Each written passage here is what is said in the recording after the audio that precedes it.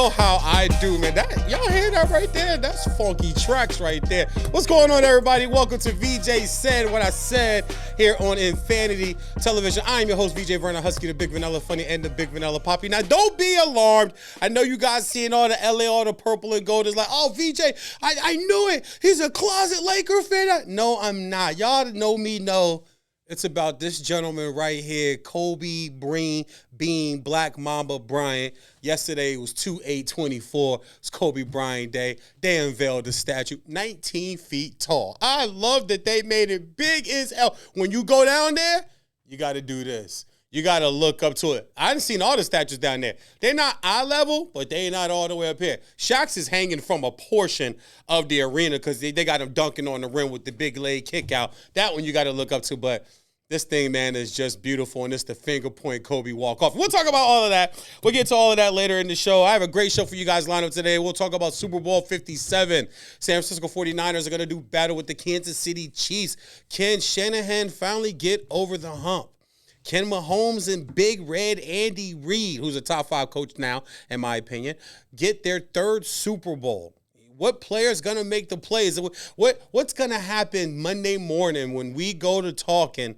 What's going to be the narrative that comes out of Super Bowl 57? We'll get into all of that. And then I also got a little surprise for you guys, too, later in the show, too. I am finally going to unleash my football Mount Rushmore. Might be some surprises, and I cheated on part of it, but I'll explain all that to you guys later coming to the show. And then we'll also wrap up the show like we do from this point on with a Kobe moment.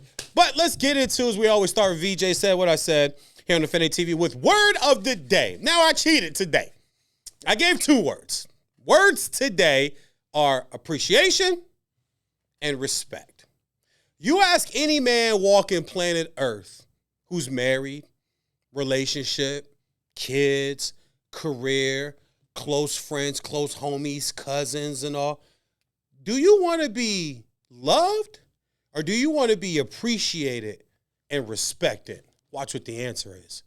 I hate to admit it, but if you go visit the jail system and you talk to some of the guys there that's got criminal, violent type of criminal doings and records and why they're in there, hey, man, why'd you do that to that guy? Or what happened to the guy? What's the one thing you're probably going to hear the most? He what? Oh, that man, he disrespected me. Respect is very big in the world. It's very big to men. It's very big to women, too. But then there's the word appreciation. That, to me, go hand in hand. Any husband will tell you, the way we see love is by the way we're appreciated by our wives and kids and by the way we're respected by our wives and kids. The way you judge a relationship between a homie is the way you appreciate each other and the way you respect each other. That's why there's unwritten guy code. There's unwritten man rules you just don't do if you appreciate someone's friendship and if you respect that person.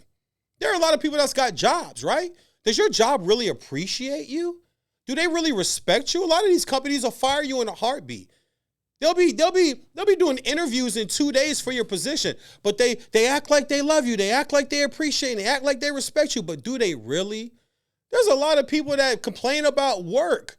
They don't appreciate the fact that God has given you 5 senses to get your ass up every day and go make some money to make a living for not just even if you don't have kids and a wife or you ain't got a husband or a homie or a fella that you rolling with at that point in time. There's a certain level of appreciation that you're able to go do that. Because if you didn't, you'd be complaining about that. There's a lot of people that respect their jobs. There's a lot of people that don't respect their jobs. People that don't respect their jobs don't think that they are respected back from the job, from the store manager or the VP or the supervisor or the boss. Ugh, I hate that word, boss. Boss and leader, there's 2 different things that are different about a boss and a leader. A boss points and direct. A leader says, hey, watch me go sell a tablet with this cell phone. Hey, watch me go close this personal training package with that member over there. Hey, let me show you guys how to set up for this project management event that we have coming up when the VPs from other parts of the country are going to fly in and check. Hey, let me show you instead of just handing you a list and saying, here, this is what you do. Leaders also tell you what you're good at. Bosses tell you what you're bad at. There's a difference between leaders and bosses. Do you really respect that? Is that really appreciated? I tell people all the time, I don't want my kids to fear me. I don't want the fear of dad. I want my kids to love and appreciate dad. I don't want you scared of me because I was scared of my dad. We don't have the best relationship to this day because of it. Don't worry. I'm working that out through therapy. I'll be all right. But there is a level of respect and appreciation, excuse me, in life. In sports, it's the same thing, man. Yesterday, Kobe Bryant had his statue unveiled here. And it got me thinking about the stories that you hear about Kobe. The stories you hear about what type of person he was, what type of competitor he was.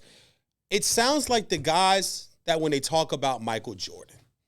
When you hear guys talk about Michael Jordan, maybe other than Scottie Pippen and Gary Payton, there's a lot of appreciation. There's a lot of respect.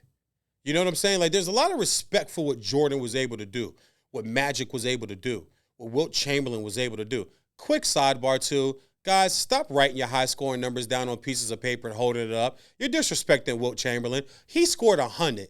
You can't write down 51, Terrence Maxey.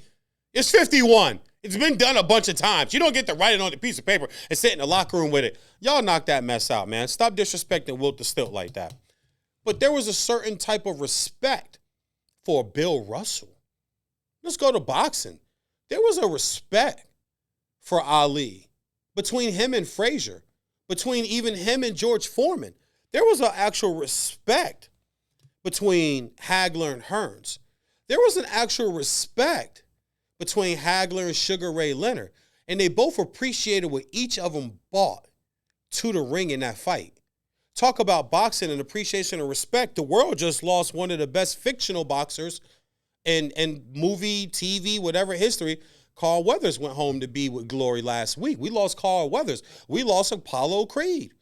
You know what I'm saying? Like, one of the better scenes in those movies is when Rocky goes to the hospital room and he asks Apollo, did you give me your all? Did you give me your best? He's like, yeah, man. He just said, thanks, and walked off. That started the appreciation and respect between those two. And that's why the movies were so great. And that's why the movies were so legendary, because it wasn't just a boxing movie and two guys in the ring just duking it out. There was an appreciation and a respect that was built there. If you go and you look at Tiger Woods in golf, they feared Tiger, but they respected Tiger Woods. You better respect him, but they feared Tiger Woods. But I guarantee you they appreciated, the other PGA golfers appreciated what he brought to golf, because they all made a whole lot more money and a whole lot more endorsements and had a whole lot more side chicks and women and all the stuff that goes with being a pro athlete, especially in the golfing world. If you're in the golfing world or you've been around it, you understand, very private clubs. Everybody just can't run up on you. Paparazzi not around. A lot of privacy you can have to do a lot of things in golf. Tiger enhanced that because security got hyped up. Security was picked up at golfing events. So now you can really be excluded from everybody else. But that was something I guarantee you that those golfers appreciate, is that Tiger Woods came along and actually made everybody, not just himself, a boatload of money. He made everybody a whole bunch of money. You look at the trade deadline that just passed with the NBA on Thursday, 2 days ago. You got to think about how some teams appreciate what they have right now. Two teams here in Los Angeles didn't do anything, didn't make any moves. I know one of them that didn't really need to make any moves. They're number one in the West, and that's the LA Clippers. But I guarantee you there is an appreciation for what they have and what the players are bringing, an appreciation for Russell Westbrook that he decided to say, listen, bring me off the bench. I don't have that ego. Me and the starting lineup's not working.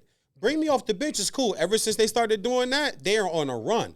I tell you this, I know a lot of people are appreciating that Kawhi Leonard is not doing the full load management thing. I know he's done a few games this year, but everybody has. But it's not near what it was and what he was doing before. Could have been because of injury. I understand knee injuries are really finicky, and they move kind of different and hurt a little different, heal a little different. But I guarantee you that there's an appreciation for what Kawhi Leonard has been able to do. And if the Clippers want that respect here in LA, they're going to have to hang a banner. They're opening a whole brand new arena. This thing is beautiful, too. It looks dope. State of the art. I tell you, SoFi thought they did something. Look, Ballmer, the owner for the Clippers, he saw SoFi and what that family did over there. And he said, hey, here, hold my beer. Well, Usher said, watch this. Watch this. Watch this. That new arena that the Clippers are building is beautiful. But I tell you, man, there's respect and appreciation. It goes hand in hand in life, and it goes hand in hand in sports. And there's a reason why certain people yearn, i.e. LeBron James, yearns for people's respect and appreciation. It's because they don't respect you. There's nothing to appreciate. In my opinion, the NBA is at its worst it's ever been. You're the leader. As if the leader's not going to be appreciated and respected, what's there to appreciate and respect the league? I mean, I understand it's for a good cause and all, this All-Star weekend coming up next weekend, but now we're shooting an NBA player against a WNBA player in a three-point shootout. Hey, do what you want to do. I don't care, but I'm like, that's where we are. We're trying to sell me on the league. That's because the league isn't respected. And the league isn't appreciated. I don't need to appreciate it. I got MLB starting. I'm in LA. The Dodgers signed Ohtani. The Dodgers are loaded. My Rangers are the defending, reigning, undisputed World Series champions right now. I don't have to worry about some of these other LA teams and LA things going on. The Dodgers start spring training. I don't have to worry about the NBA. College basketball. You look at some of these coaches that retired recently and the new guys that are taking over, Roy Williams in Carolina. Now you have Hubert Davis, Coach K, and Duke, and now you have John Shire. There's a respect factor that they're trying to actually earn. They're trying to earn their respect. The only way you can do that, though, is to win on a level playing field. That's how you earn that respect. I appreciate what Hubert Davis is doing for my beloved Tar Heels. I appreciate it a lot. And I respect it because my first Carolina jersey was a Hubert Davis jersey back in the day. It was a hand-me-down from my older brother, Dennis. But I respect him, and I appreciate what he's doing.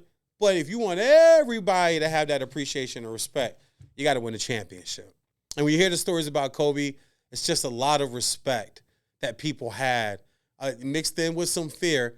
But I think we should all be very appreciative to what he brought to the NBA, what Tiger Woods brought to golf, what Ali brought to boxing. If you even go, I mean, we could go to baseball and think about like with a guy like Derek Jeter. Derek Jeter's so respected, but we appreciate a guy that shows up every day, the captain of the team, says, does, acts, does everything the right way. Says the right things, does the right things, acts the right way. And listen, let's not act like we don't know Derek Jeter was out there partying. Derek Jeter's laundry list of girlies, girlfriends, confidants, whatever you want to, whatever adjective, whatever noun you giving it, okay? Derek Jeter's list is about as legendary as any other athletes in recent memory. But you didn't hear about all of that stuff, right? We knew it was there, but there was a respect factor there for Derek. We're not going to smear Derek Jeter. Come on, man. He's like a light-skinned angel. You know what I'm saying? He's like, you see Derek Jeter, it's like the first time I saw a baby deer. It's like, oh, Derek Jeter. Oh, God, look at him. He's such a nice guy. He fits the Yankee model, the Yankee team captain. But you appreciate what he did. I watched the clip the other night when him and I forget who the other Yankee player was that came out of the dugout to get Mariano Rivera for the last time. And to watch Mariano Rivera hug those two guys, you can feel that respect. And as he walked to the dugout for the very last time, tipping and waving his hat, you can feel all that appreciation of all those closes, all those cutters for strikes and strikeouts to close games that he did. Only one slip up against Gonzalez in the World Series. He just saws it off right over to second base. Diamondbacks score, and they knock the Yankees out and stop the Yankees, I think, from winning 5 in a row, if I'm not mistaken. They won 3 and 4 in a row at a time. So, appreciation, guys. Make sure you appreciate the right people in your life and appreciate the people that are in your life. And then also, make sure you pay your respects, man. Pay respects. When people die, what do they say? I got to go do what? I got to go pay my respects. So, word of today is appreciation and respect is huge in sports. It's huge in life. And we're going to use that theme, talking Super Bowl, my Mount Rushmore, Kobe statue, Kobe moment, VJ said what I said. Dope show lineup for you guys today. And once again, I'm going to show y'all, yes, I'm decked out. Nothing say Laker. It's just all Kobe. And I was smart. I didn't get a Laker hat. I just made sure I had to show love. LA been showing me love since I've been here 18 years. So I got to show love to show me love, man. Y'all sit tight. We'll be right back here on Infinity TV. VJ said what I said. And I'm going to unveil Uncle VJ's football Mount Rushmore. VJ Vernon Huskey, the Big Vanilla Funny, Infanity TV said what I said. Hey everyone, I'm Neko Gumike with the LA Sparks, and you are watching Infanity Television.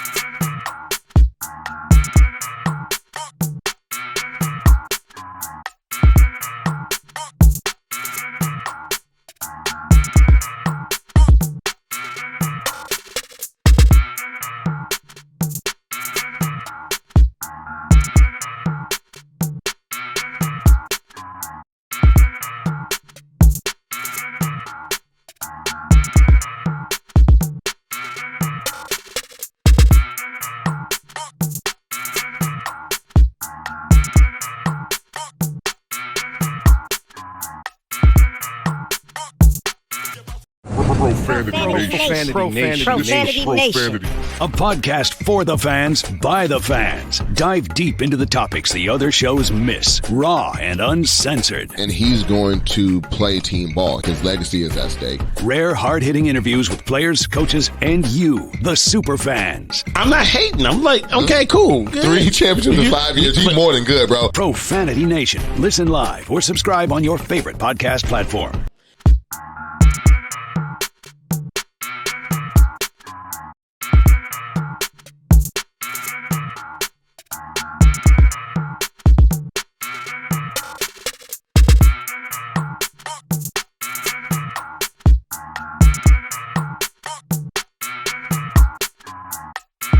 What's up, y'all? It's your girl, Chanel Gwimike, and you're watching Infanity Television. Boom.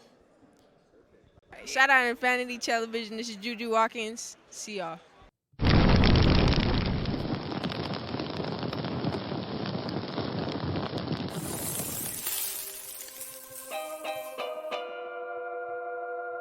I'm going to let it drop. Y'all good like that. I like that. That's hot right there. VJ Vernon Huskey, the Big Vanilla Funny, the Big Vanilla Poppy here for VJ said what I said on Infanity TV. Make sure you go to Infanity TV on YouTube. Hit the subscribe button. That thing is growing. We about to hit another 1,000. We about to move up another 1,000 subscribers. We're growing over here. Y'all check us out. A lot of great shows across the board. It's not just me, VJ Vernon Huskey. There's a lot of dope talent here covering sports all over Los Angeles, doing great things, man.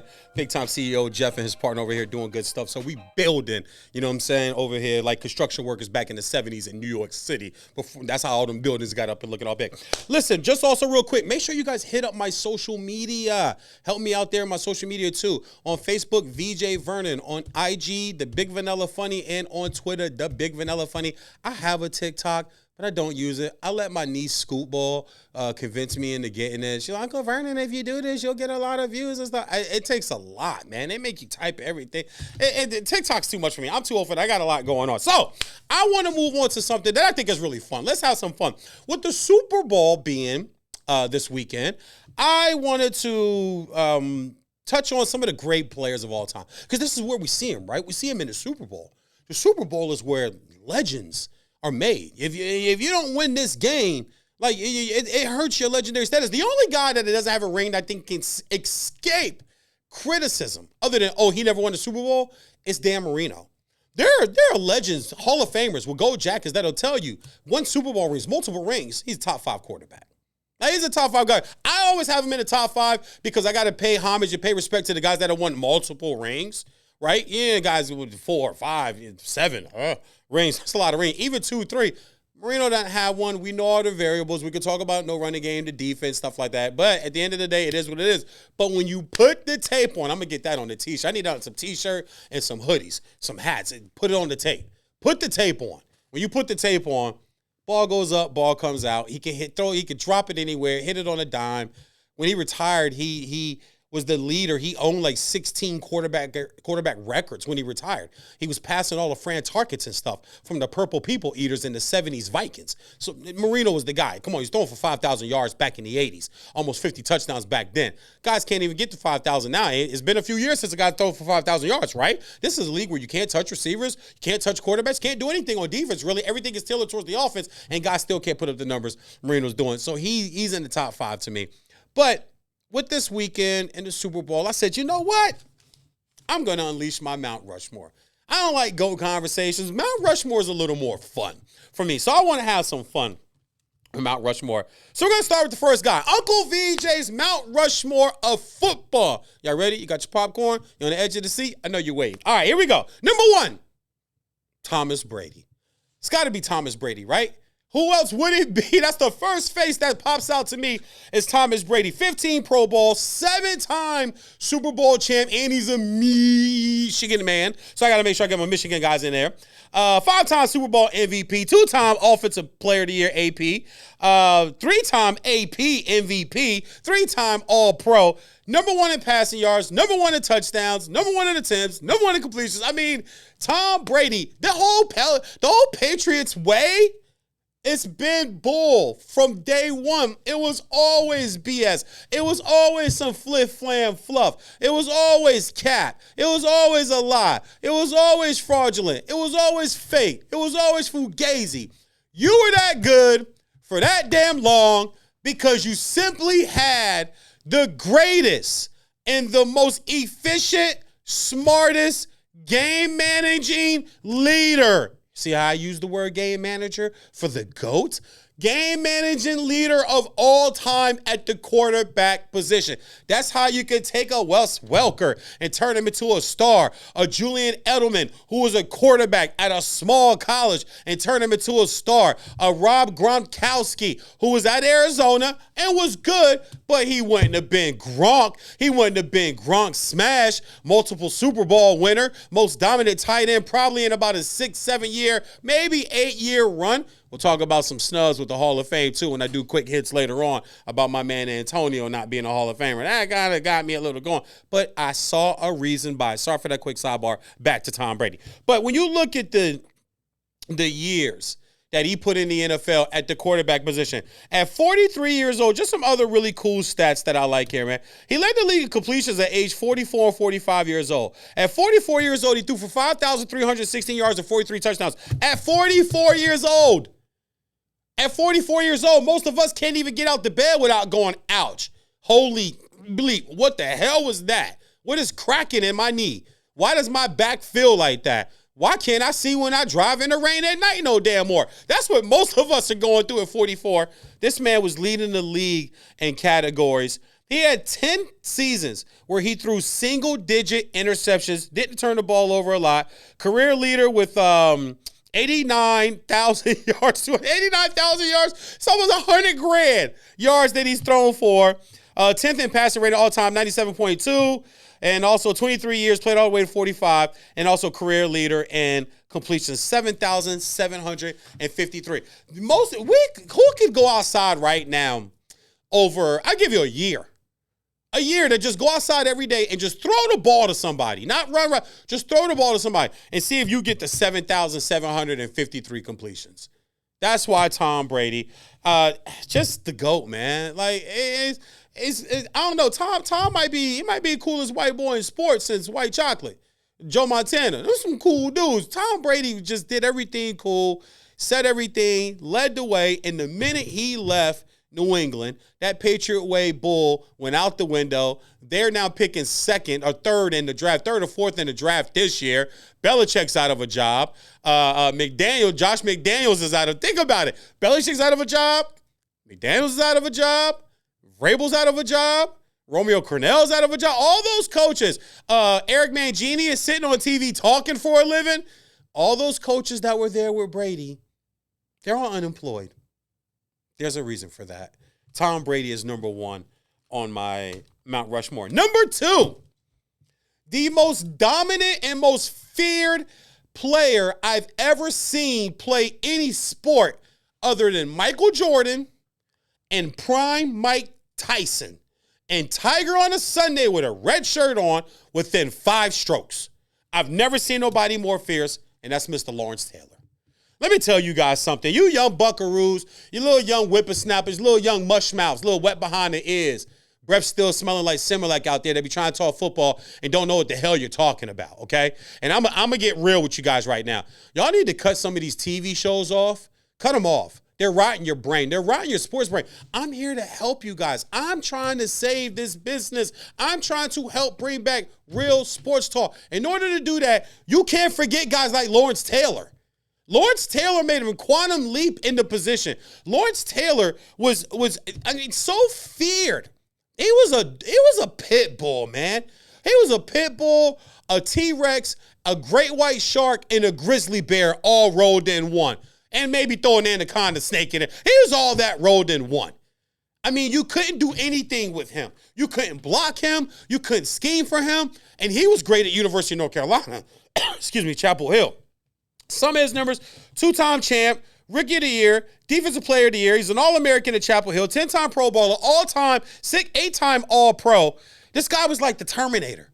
He's like RoboCop. I wrote some names. He's like the Joker. He's like Nino Brown. You know what I'm saying? And just a complete game record. He was everything good and bad that there is about football player. That character that he plays in Any Given Sunday, Oliver Stone movie with Al Pacino, that's Lawrence Taylor. That's not the character Lawrence Taylor playing. That's Lawrence Taylor. Guy always push the envelope. 3-time Defensive Player of the Year. Some of the greatest sound bites of all time. Let's go out here like a bunch of mad, crazed dogs and have some fun. He runs down a quarterback and sacks him, and he just looks at, man, y'all got to do better than this, man. Like, come on. That's game-breaking stuff right there. 142 sacks all time, which is 9th all time. 7 straight seasons with 10.5 or more sacks. 2 pick sixes, one in 1982, one in 1990. Excuse me. And I just think he's got to be on my Mount Rushmore. He is the greatest defensive player ever in football, the greatest outside linebacker in that outside linebacker rush zone scheme and a 3-4 type style defense. He's the greatest to ever do it, the most feared man. Played all his years with one squad with the Giants. My mom was a big Giants fan, so were my grandfather and some of my cousins from Jersey and New York. So I watched them up close and personal living in the DMV and living in the NFC East. Lawrence Taylor makes my Mount Rushmore. Moving on, this one's pretty easy. Number 3 for me, Jerry Rice. Greatest receiver ever. I like me some Randy Moss, but when you just put the numbers on, you just put the tape on. Jerry Rice. Here, I can read you guys off a lot of numbers. This is the one I found the other night that really blows me away. Jerry Rice has 1,549 catches for 22,895 yards on just 702 targets. Think about that. 22,000, almost 23,000 yards on 702 targets. Jerry Rice averaged 15 yards a catch in his career. That is astronomical. We know about the 197 in touchdowns, 2 times AP Offensive Player of the Year, 13 Pro Bowls, 10 All-Pros, which is a record for wide receiver, 3 Super Bowls, 13 times in his career, 16 starts, 16 games. I call it the 16-16 rule. 13 times in his career. So you know he's going to be there. Also, his training regimen, I remember watching the old NFL films tapes, and they would show different players in the offseason doing different things. They said Jerry Rice would rest or celebrate a Super Bowl for 1 week. After that, he was right back out here in California, out here in the canyons, out here in the hills in the valley where I live, running the hills again. This is when the Super Bowl was like middle to late January. Take a week off, he's training all the way through again. Remember, towards ACL one year, I want to say 1997, Warren Sapp on a reverse pulls him down, tears his ACL, vows to come back that year. What does Jerry Rice do? He comes back that year. Greatest receiver, first round pick, number 16 out of Mississippi Valley State. 6 times the yards leader, 6 times the touchdowns leader, 6 times yards per game leader. Jerry Rice is number 3. Number 4, this is really cool because I got a really quick, cool story about this. Number 4 for me is Reggie White. Lord rest his soul. I met Reggie White. Okay, my mother and my brother Terrence and I went to visit my mom. My brother Terrence and I went to visit my mom in Fort Bend Harrison when she was at General Staff's College to become an officer, which is in the military. You have to keep going to classes and taking these courses to keep getting promoted, get more rank, get higher as an officer, and make more money in the United States military. My mother was in the Army. We go to a preseason game between the Colts and the Eagles. I go to see Eric Dickerson and Clarence Verdanus, who I was really interested in. So Reggie White is there. We sneak around to the back of the arena after the game. We try to get autographs from people. Nobody would listen to us. We sneak and walk right up to the bus that's right by the tunnel where they're coming out. Lo and behold, who walks out? Randall Cunningham, Jerome Brown, Keith Byers, Reggie White. I'm standing there as a kid. I'm looking up at Reggie White. True story. Reggie White's talking to this lady about church, about Bible verses in church. He looks down at me. I swear to you guys, he goes, "Hey, man, let me borrow that pen, little man." I gave him my pen. He writes some information down for her and gives it back to me. That's my Reggie White story. And real quick, my last 2 guys, I cheated. Mount Rushmore is supposed to have 4. I get 5, but 5 gets a split face. Half one face, half the other face. Barry Sanders and Jim Brown. Both these guys are the greatest running backs to ever play football. Jim Brown was big, strong, 6'2", 232, also All-American lacrosse player at Syracuse. And Barry Sanders, 5'9", 5'10", 210, 215, huge quads, quick. Nobody made moves like Barry Sanders. Nobody ran like Barry Sanders. Barry Sanders is the most underrated and the most unappreciated running back of all time. But Jim Brown just went through so much in the years he played. He was playing through the civil rights. You know, the civil rights went from the 40s to the 60s. He also was at the Cleveland Summit with Kareem Abdul-Jabbar, Muhammad Ali, Bill Russell. So he really stood up for our people, really stood up for human rights. But, I mean, if you just look at some of his numbers, 9 Pro Bowls, 8 All-Pros, 3 MVPs, won NFL championship in Cleveland. Barry Sanders, 15,000 yards, 99 touchdowns, 5. Both guys over 5 yards per carry. Barry Sanders, 6-time All-Pro, 10-time MVP, 97 MVP. 6-time All-Pro and was the MVP in 1997, 4-time rush leader. Jim Brown pretty much led the league in rushing every year, and he ran for 1,000 every year but 1 year. Even the years both of them went out, they both ran over for 1,300 yards when they were retired. So they weren't done. Those 2 guys, man, you talk about running backs today, they don't get better than Jim Brown and Barry Sanders. There aren't guys alive. There aren't guys playing today that's better than those 2 guys. So that's my Mount Rushmore. Tom Brady, Reggie White, Barry Sanders, Jim Brown, Lawrence Taylor, and Jerry Rice. So there you have it. Some people were asking. When the people ask, VJ will give it to you. Asking, you shall receive. Y'all sit back. We'll be right back, man. VJ said what I said, and Infanity TV. Hey everyone, I'm Neko Gumike with the LA Sparks, and you are watching Infanity Television.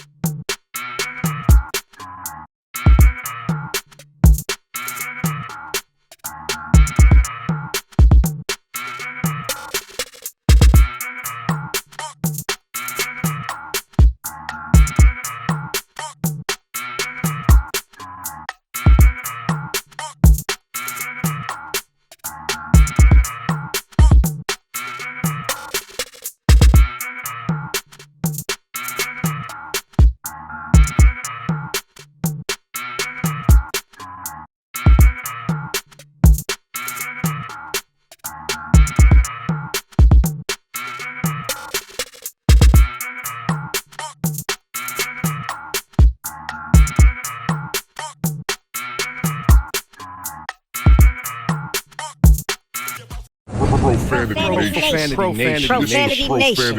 A podcast for the fans, by the fans. Dive deep into the topics the other shows miss. Raw and uncensored. And he's going to play team ball. His legacy is at stake. Rare, hard-hitting interviews with players, coaches, and you, the super fans. I'm not hating. I'm like, okay, cool. Good. 3 championships in 5 years. He's more than good, bro. Profanity Nation. Listen live or subscribe on your favorite podcast platform.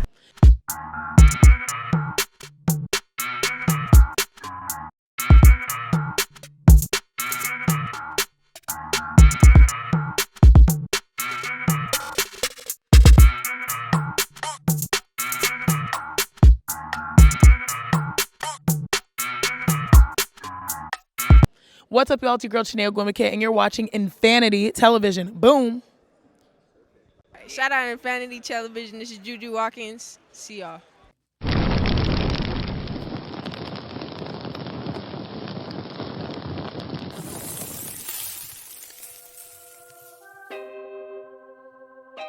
What's good, everybody, boys and girls, ladies and gentlemen? Welcome back to VJ Said What I Said here on Infanity Television. Also, once again, do not forget to go subscribe to the Infanity Television channel on YouTube. Network is growing fast. A lot of good stuff going here. Hit me up on my social media also, too. All right, so big game this weekend. We know what it is. This is Super Bowl. Super Bowl 57 between the San Francisco 49ers and the Kansas City Chiefs.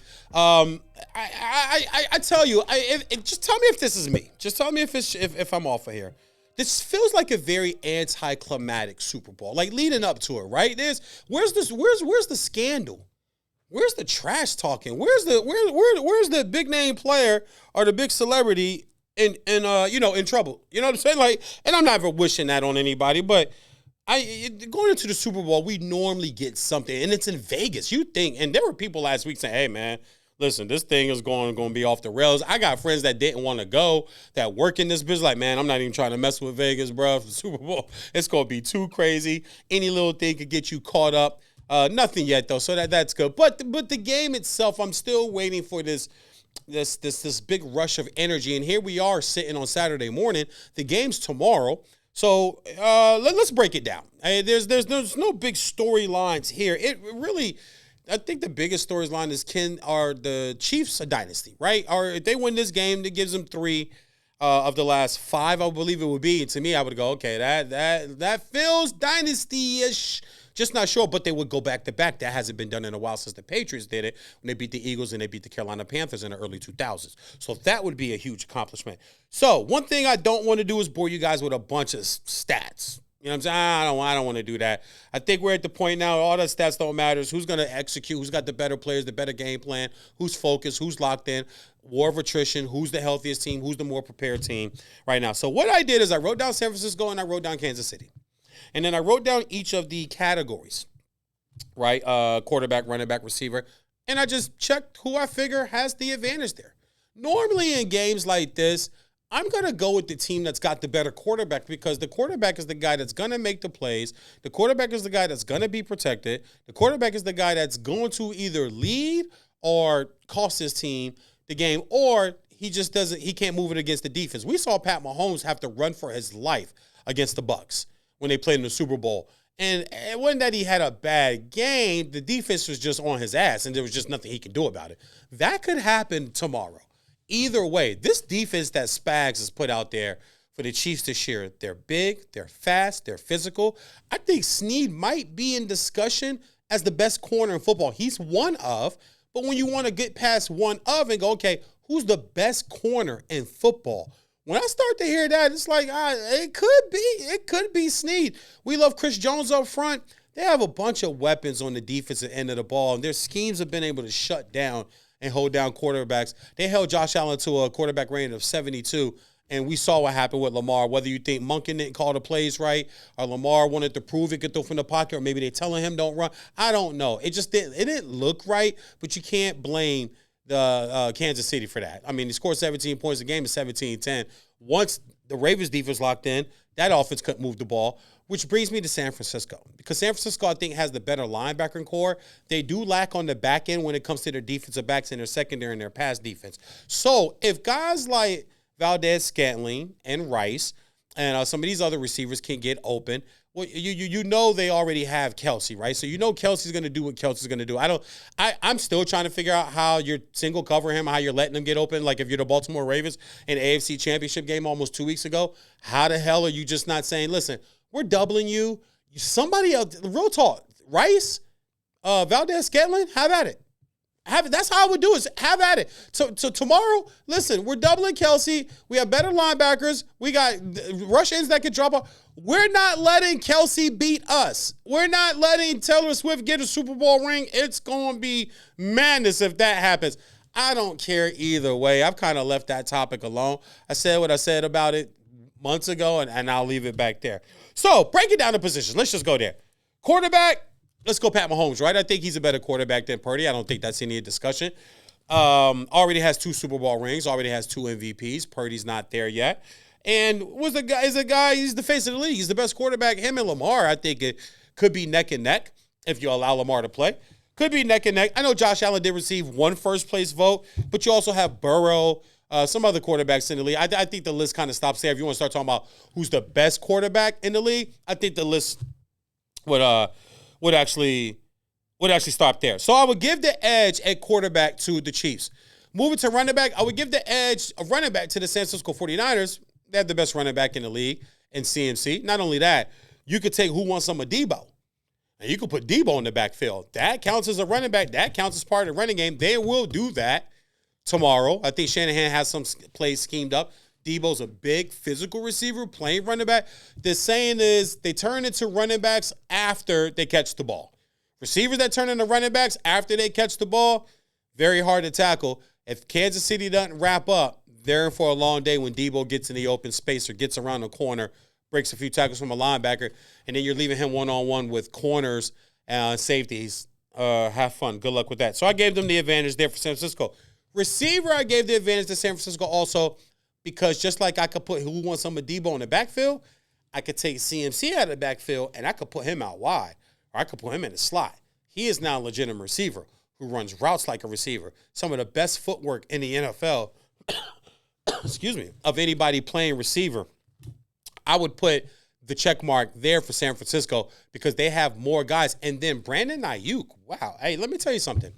This kid has turned himself into a very good professional NFL wide receiver. Great routes that he run, good hands, and he doesn't have that diva thing. Not yet. I haven't seen it. He doesn't smell like he's going to be a diva. Smells like a team-first guy, and I can appreciate that. They got the check there. O-line, I thought was a wash. I know they have all-world. San Francisco has all-world Trent Williams on the outside to the left, but that right side is really weak. And if I'm the Kansas City defense, I'm shading Chris Jones to that side a little bit with Kalafskis, the kid out of Purdue, and I'm letting them come on and beat that side up. But if you're Shanahan, you definitely want to scheme, and you definitely want to run left. But their key in that game is going to be running the football. Kansas City can be run on. Buffalo was running it down their throat. But they, like the Ravens, decided to say, nope, let's show Josh Allen can win the game from the pocket. Josh Allen can win. Instead of just running the ball, they had one drive where they had nine straight runs. And James Cook is carrying Chris Jones across the goal line in one of those touchdowns that he ran that game. So if they run the football, they'll have a better shot as opposed to they don't run the football. D-line, it's a wash, but I gave slight edge to KC because of Chris Jones, and the reason why I just mentioned to you guys, because the right side of of San Francisco's offensive line is their weak point as far as their offense is concerned. So the D-lines are a wash, but because they have Chris Jones, because on the D-line on the other side, you have Chase Young, you have Bosa, you have 2 great rush ends that are going to want to go get after Pat Mahomes. Let's see how much magic he can pull out of his hat, escape from sacks, prolong plays, extend plays, get throws down the field. But the slight edge, I gave to Kansas City. Corners, I gave to Kansas City. Safeties, I gave to Kansas City. Tight end, tight end, I think was a wash. Also, I know Kelsey's the man, but I like Kittle too. Kittle can have just as big as an impact, just as big as a game. This isn't which player's better. This is where's the advantage. And I think the advantage, because Kittle has so many other guys around him that could draw attention away from him, Kelsey's number one option with Kansas City. So that's why I gave that a wash. And head coach, I wanted to give it a wash, but it's got to be Reed. Reed already has 2 rings. Shanahan's been to 1, but he doesn't have it yet. Reed has the longevity. Reed has the schematic. He has the play calling. He has everything. So with that being said, it's a 2-point spread. It's +2. Kansas City, I think, covers. The over-under is 47.5. Oh, man. I would take the under, just under, and that's because I like 27 to the over. I would take the over. That's because I like 27 to 22, and that pretty much puts it at 49. So give me the over. Give me Kansas City because I'm gonna just take the better quarterback in this game. And until I see somebody beat them, then I just think they're the team. Some novelty props. Gatorade color is one of my favorite. I cashed in on that last year with purple. This year, purple's at a plus 250, red's at a plus 275, orange is at a plus 300, blue's at a plus 15, yellow green's at a plus 300. Blue's at a plus 350. Now, no Gatorade bath is at a plus 1600. Let me tell you why this is a real sneaky cool bet. If it's a last-second field goal at the buzzer and everybody runs out onto the field, sometimes you forget to splash the coach with the Gatorade. No Gatorade bath is a plus 1600. I think it's a fun, cool. Bet. Another prop bet that I like: the Super Bowl record for receiving plus 216. It's at a plus 3K, plus 3,000. Two big plays to IU. A big day by Kelsey, a big day by Debo. 216, in my opinion, is in reach. That's at a plus 3,000 also right there, too. And then, of course, some of the halftime, full-time spreads. If you think it's a blowout, Kansas City plus 650. Close game, Kansas City 195. On the flip side, plus 550 for San Francisco if you think it's going to be a blowout and a lead all the way through. And a plus 145 if you think it's going to be a close game. So give me the Chiefs on the Super Bowl. I like them to cover the spread there because they're the underdog. But I like the over on the 47.5 too. 27-22 to win their third championship with Andy Reid. Their fourth Super Bowl overall. And I guess it'll be a dynasty. We'll have to deal with Taylor Swift. Coming up next on VJ Said What I Said on Infanity TV, I want to get into some NBA stuff, talk some Kobe Bryant, baby. Y'all see I got my Kobe on. I got the new track playing. We doing big things over here in Infanity TV. VJ Said What I Said, VJ Vernon Huskey. Hey everyone, I'm Neko Gumike with the LA Sparks, and you are watching Infanity Television.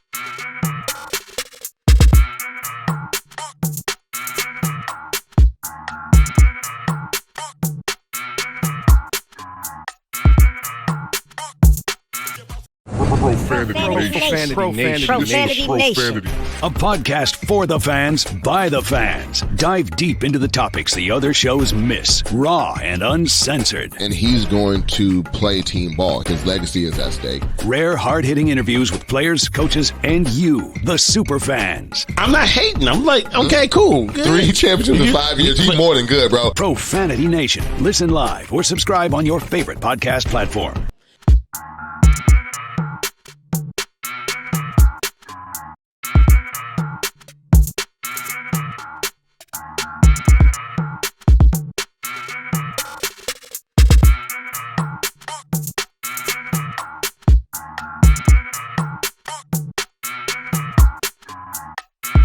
What's up, y'all? It's your girl, Chanel Gwimike, and you're watching Infanity Television. Boom.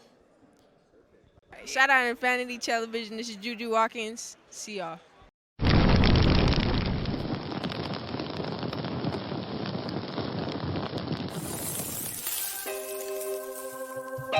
What's going on, everybody? Boys and girls, ladies and gentlemen, welcome back to VJ Said What I Said on Infanity TV. As always, make sure you go to YouTube and click on the subscribe button on Infanity TV channel. Y'all know how to do that. It's right there. Y'all see it on the screen. Y'all go do it now. Hurry up. Anyway, quick sidebar before we get into Kobe. Hall of Fame has been announced, and also too, the NFL awards were also thrown out there and announced too. But I don't have time for the NFL awards. I wanted to throw that in today's show. It's not going to make it. That's fine. We can always get into it next week. But Antonio Gates snubbed in the Hall of Fame. What the hell? 8-time Pro Bowl, 3-time All-Pro. Now, the one reason why I think this happened, and you go and you just look at the numbers and look at the stats, the production's all there. He's third all time in yards, and he's third all time in catches for tight ends. He's first in touchdowns. His touchdowns are at 116, okay, for his catches. this goes right into the word of today. How do we not appreciate what this man did? He came from a college where he was playing basketball. He was a basketball player first and came to the NFL and dominated. I'm not calling him Bo Jackson, but people have to remember Bo Jackson was such a great athlete in my lifetime. I think the greatest complete athlete in my lifetime. Football was his third favorite sport. People will go, yeah, baseball was his favorite. No. You didn't watch Bo Knows on the 30 for 30. 30 for 30 out of his own mouth. Track and field was his first love. Baseball, he said football was something to do. How the hell is football something to do? And you were that damn great? He's still the best video game character of all time in Tecmo Ball. It's Super Tecmo Ball. They ain't made 04 Vic Madden is close, but there's nothing like Bo Jackson. Like Bo Jackson was that guy. This is Bo Jackson like. He didn't even do football on his thing. I play basketball, but I'll go to the NFL, and then I'll just lead tight ends all the time, and third in catches, third in yards, and all time in touchdowns. And I don't get into the Pro Football Hall of Fame, first ballot, 34. He started at 34 years old. He started 13 games. The only reason I think that he didn't get it at this time is because he only has 2 1,000-yard seasons. That was the only thing that I can find where I said, okay, maybe they looked at that. But all-time, 955 catches, almost 12,000 yards, 12.4 per. I'm not understanding how they do that. I'm trying to figure out how, the voting goes for this stuff. Hall of Fame. I got a beef with the Baseball Hall of Fame. I got a beef with the NFL Hall of Fame. The NBA the Naismith basketball, they let everybody in. Anyway, moving on. Yesterday was Kobe Day. Here in Los Angeles, they unveiled a 19-foot statue that's just beautiful. And real quick story why this statue, and this is why, guys. I'm going to let you in a little piece of me. I'm a firm believer that the sports gods are real. I believe that God appoints angels down here to earth to make sure certain things go right. Hey, there's going to be liars, there's going to be cheaters, there's going to be corruption, there's politics, there's devilish people, there's deviant stuff, there's criminals, there's all type of stuff on earth, I know. And that's because we all have free will. But I think that the sports gods make sure that the sports go right. Even if I don't like the winner, the right team normally wins. Even if I don't like the fighter, the right boxer normally wins. Even if I don't like the golfer, the right NASCAR driver, the right tennis player. I wanted Coco Gauff to win the Australian Open, but Sabalenka won it her second year in a row. She's probably the right girl to win it. Kobe Bryant, man, was just the right guy to come to the NBA, do what he did for 20, and tragically as it was, God took him away. You know why? He wasn't appreciated enough. There's the word. There's the word today. He wasn't appreciated enough. Oh, he's trying to be like Jordan, or, oh, he's a ball hog, or, oh, he should bow down to Shaq. I am such a Kobe Bryant guy. Guys, I've heard it all. I used to cut hair. I used to be a barber, okay? I was in a barber shop.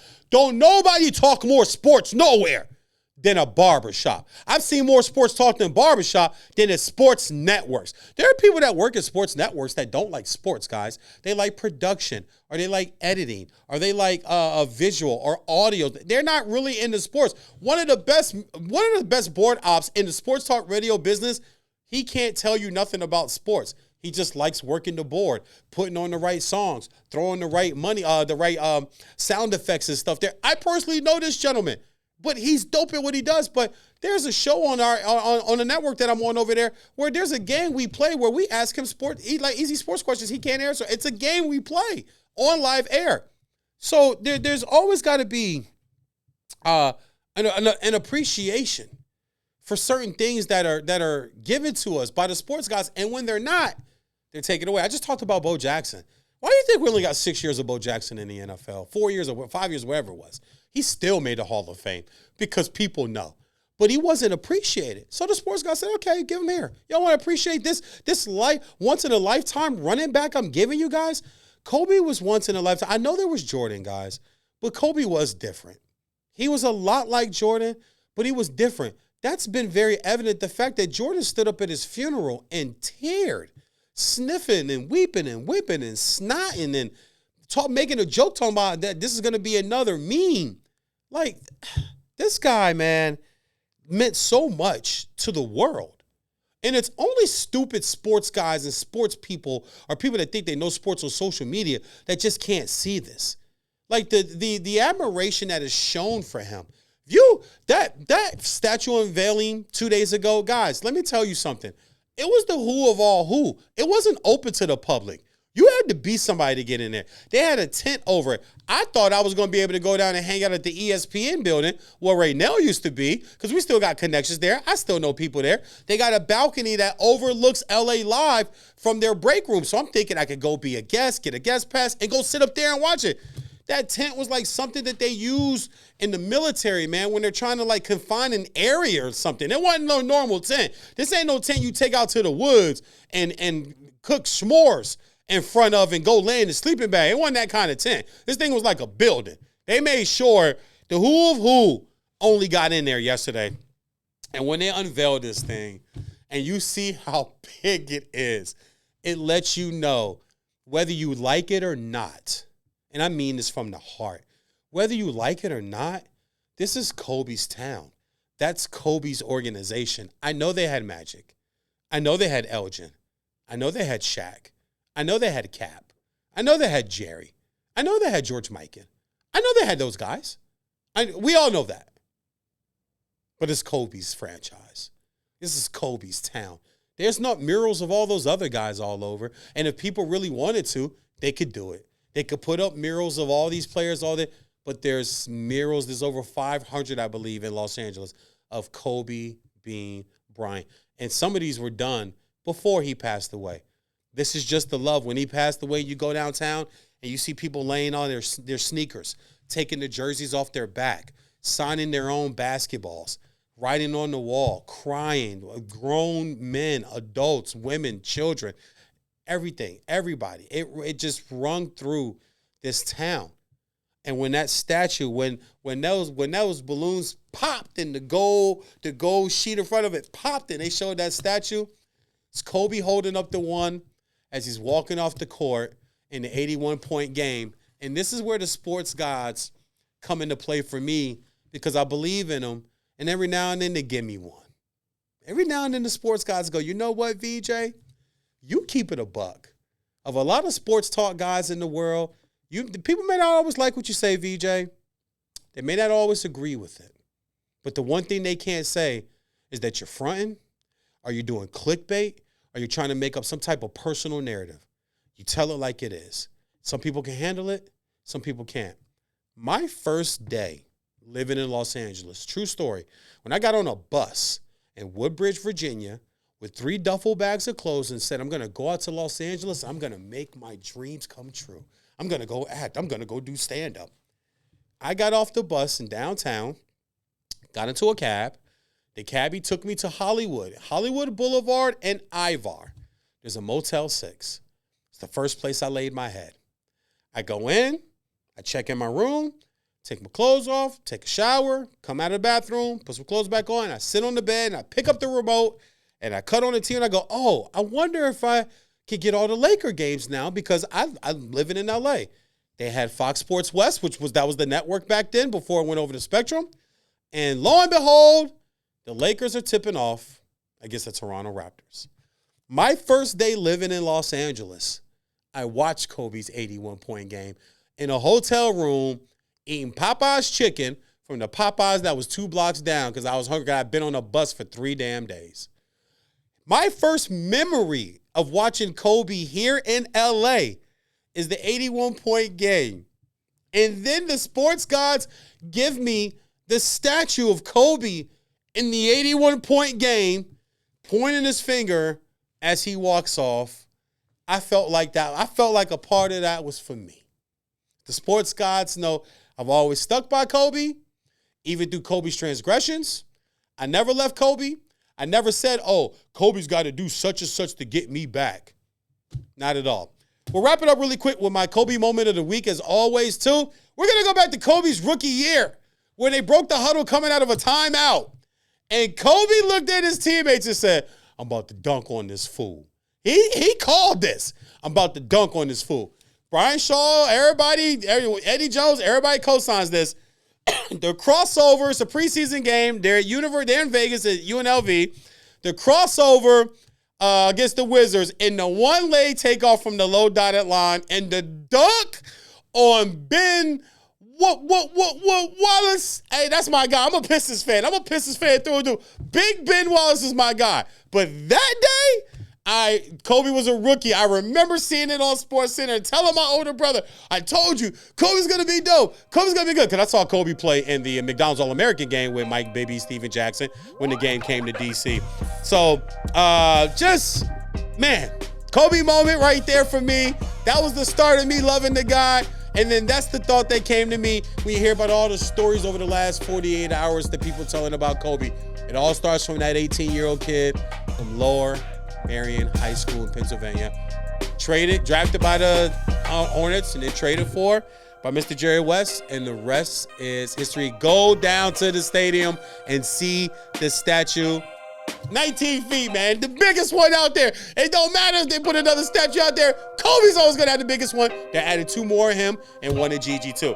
Listen, man, that's our show for the week. I appreciate it as always, everybody tuning in, all the love and support you guys have been giving me. VJ Vernon Huskey said what I said. Infinity TV, Super Bowl this weekend. Go see the Kobe statue. Eat all you can hold on Sunday, and don't let nobody tell you nothing different. Tell them put some extra potato salad on that plate. I see y'all, man. God bless. Love and hug your kids once. God bless.